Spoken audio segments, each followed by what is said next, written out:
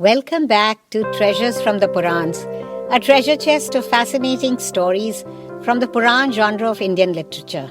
The curated stories in this series are from Srimad Devi Bhagavatam, which I have adapted for this podcast.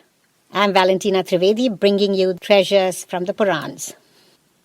Srimad Bhagavatam Punyam Nanakhyanakavanvitam Dvaipayanamukhodbhutam Panchalakshana Sanyutam Shrinvatam Sarvapapagnam Shubhadam Sukhadam Tatha Itihasamidam Punyam Kirtitam Muni Sattamaha. Anybody who hears this Srimad Bhagavatam, endowed with 5 characteristics and filled with various anecdotes that came out of the mouth of Vyasa, finds all his sins destroyed and attains peace and blessedness.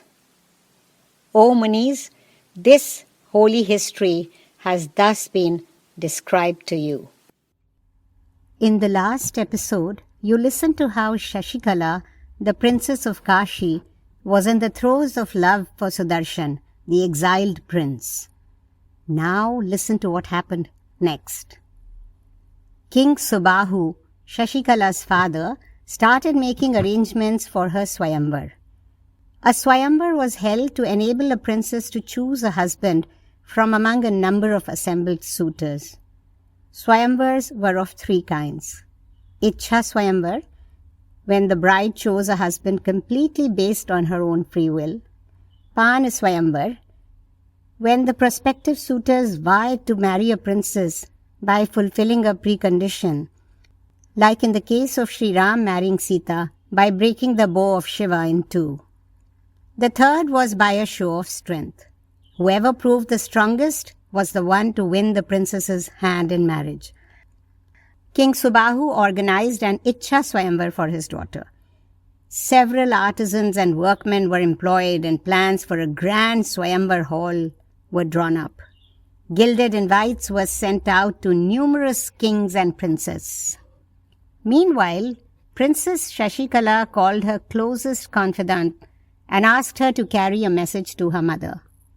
Please tell her, the princess said, that with Devi Bhagavati's blessings, I have already chosen Prince Sudarshan as my husband and will not marry anyone else. The message was conveyed to Queen Vaidarbhi, who told the king when he returned to the palace.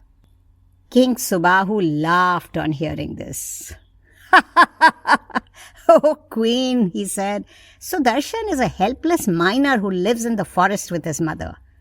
How can he marry our daughter?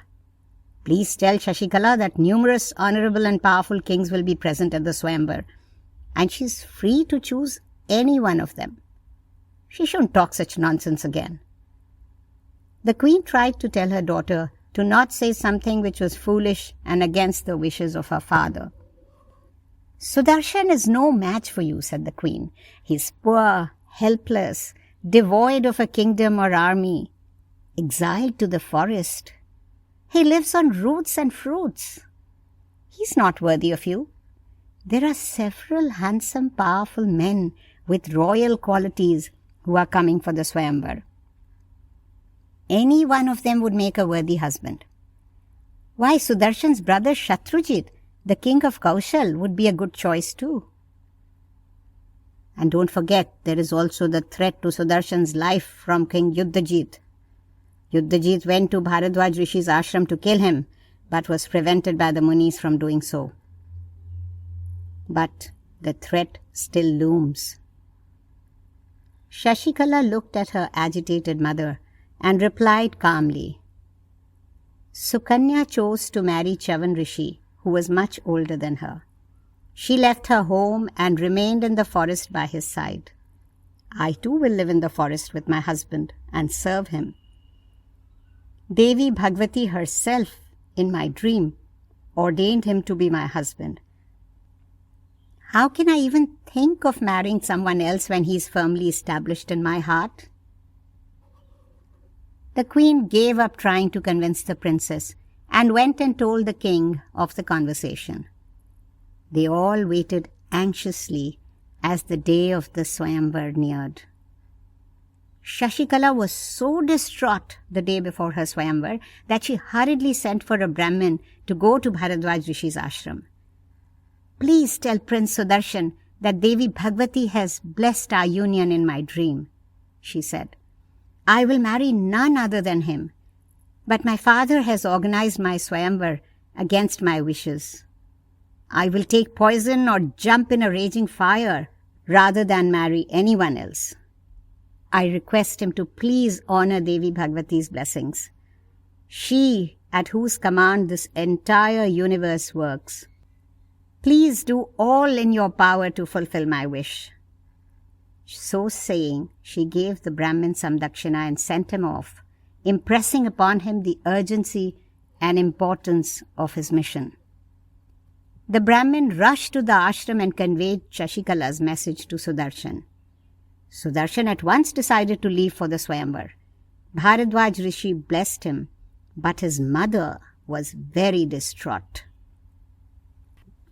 "Kutra gacchasi putradhya samaje bhubhritam kila ekaki kritvairascha kim vichintya swayamvare yudhajidattu kamastvam samedyati mahipatihi nate anyusti sahayascha tasman ma vraj putraka."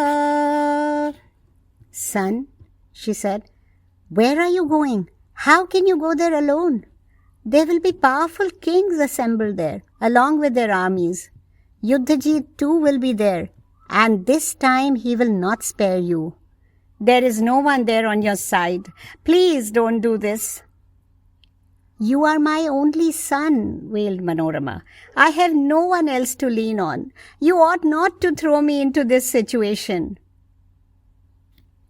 Sudarshan uvacha bhavitvayam bhavatyeva natra karya vicharana adeshacha jaganmatur gachamyagra swayamvare. "Mother," said Sudarshan, "what is inevitable will certainly come to pass. There is no need to fret about it. I go to the Swayamvar on the command of Devi Bhagwati, the mother of the entire universe."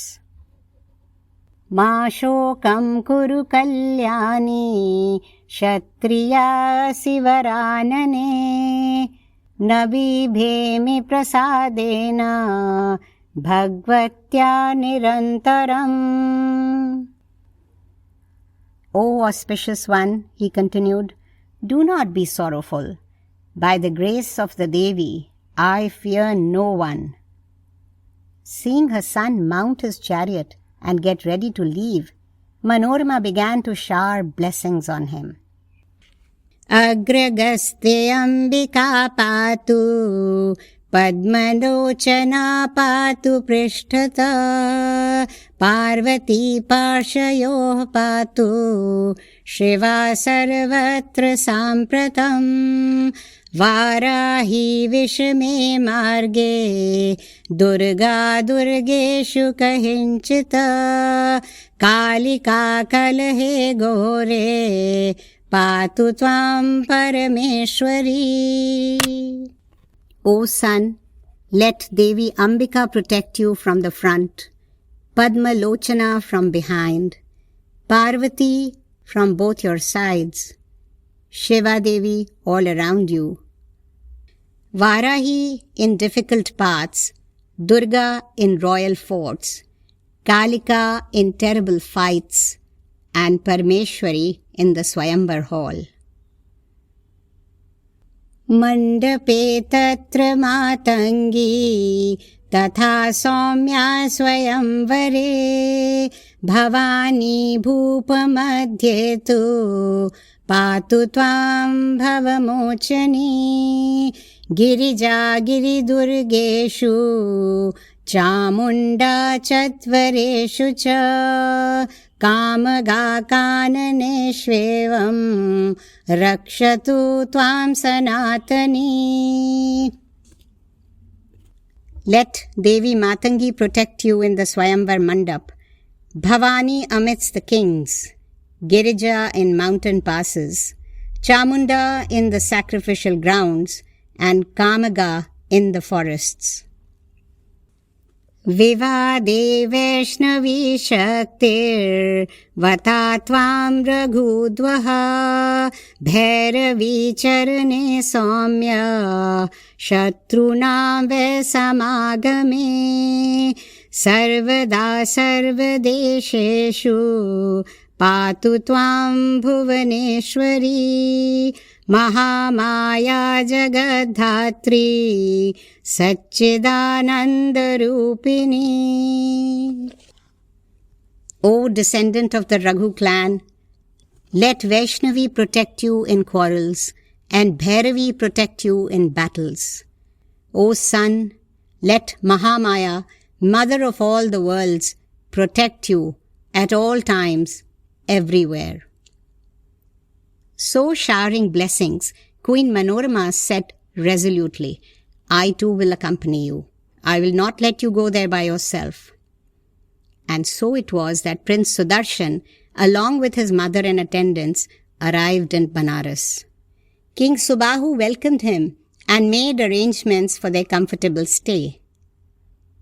Meanwhile, accompanied by their armies, numerous kings had started arriving from their kingdoms.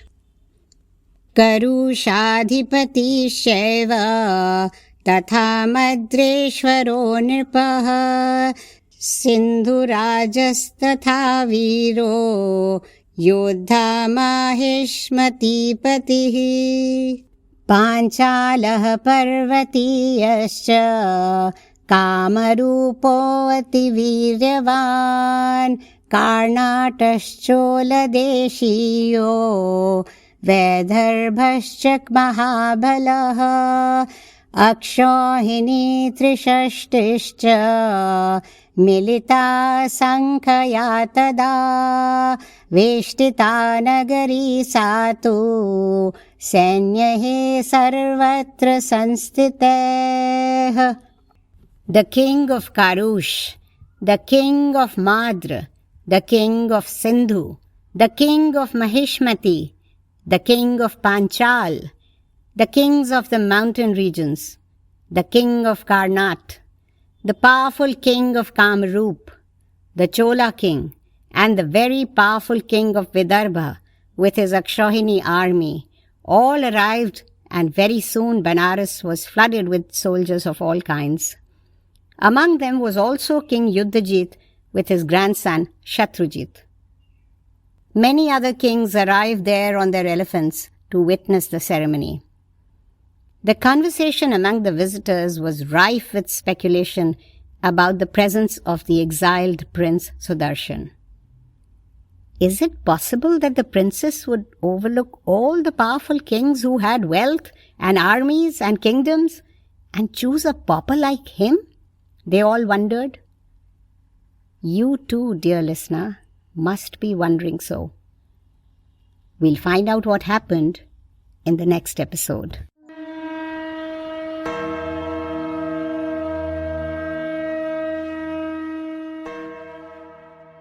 Katyayani Mahamaye Bhavani Bhuvaneshwari Sansara Sagare Magnam Mamuddhar Kripamayi Brahma Vishnu Shivaradhye Prasida Jagadambike Mano Abhilashitam Devi Varam Dehi Namostute.